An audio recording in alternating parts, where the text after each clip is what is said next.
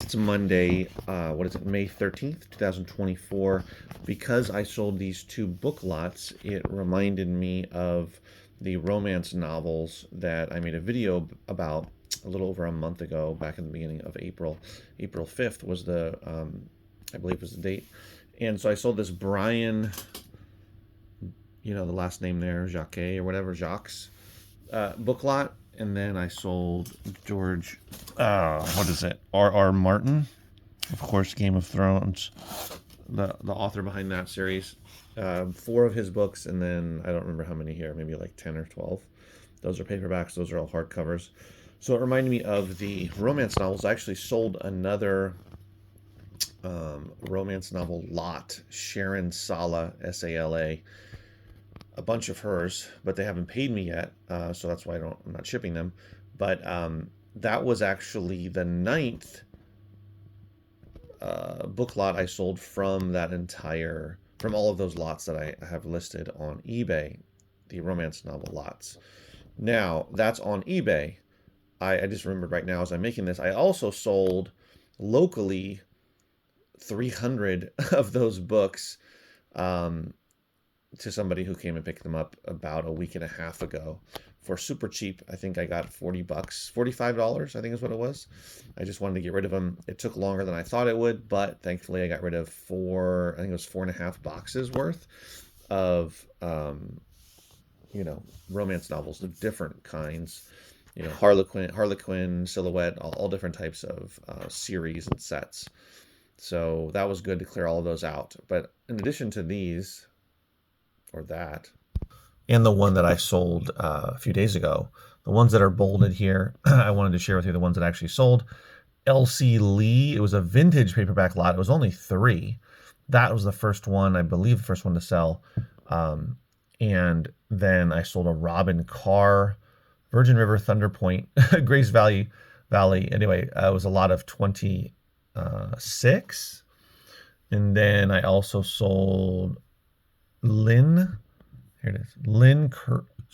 Curlin Historical Medieval Romance book lot of 25. And then I sold Harlequin Silhouette romance novels. There were 62 of those. That was actually an auction that I ran that was pretty much a failure because I didn't make much money off of that, but at least I got rid of them and they went to somebody who can use them. And then there was also, this was not romance novels, but Anne McCarthy, of course, science fiction, was a bunch of science fiction books of hers in there as well. I sold that for 27 of those and a lot. And then I sold Julie Garwood, 25 of those.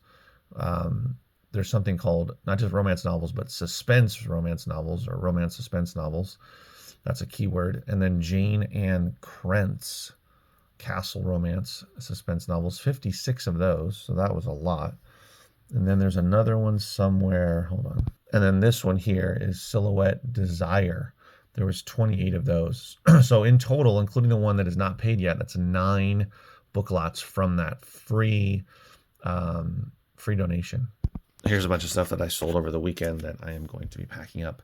But to continue the conversation, it was a total, oh boy, I wrote it down. Hold on.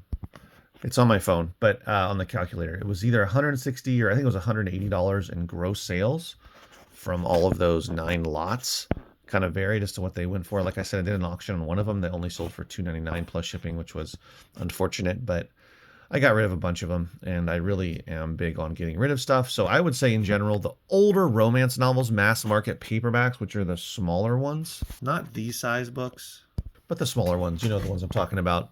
Those older ones going back to the 80s and 90s, 2000s, are probably not going to be worth as much in general. However, if you get back to the vintage ones from the 70s and 60s, some of those can be worth some money. The more the better in the lot, but always just depends. Do your research. If you get them for free, it might be worth it.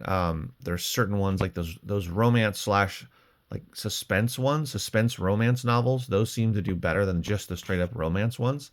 I know that these days there's a lot of new, what they call spicy romance genre, which is really popular, but that's relatively new. That wasn't, something that was at least, wasn't happening. Those books weren't being put out decades ago. So that's something that's different. But anyway, just wanted to let you guys know. I know some of you were curious about that I got oh man, hundreds of romance novels donated to me, and ended up being able to sell 9 of the lots so far. There's some more for sale, but that's a good amount. And also considering I got rid of a bunch of them, or 300 of them locally, which was really nice. So book lots can be worth money. I recommend, offering the service to pick up people's unwanted books and media, because it can be a nice steady flow of new inventory if you're willing to drive to people's houses, businesses, storage units, wherever they have stuff. A lot of times it'll be a garage sale after an estate sale.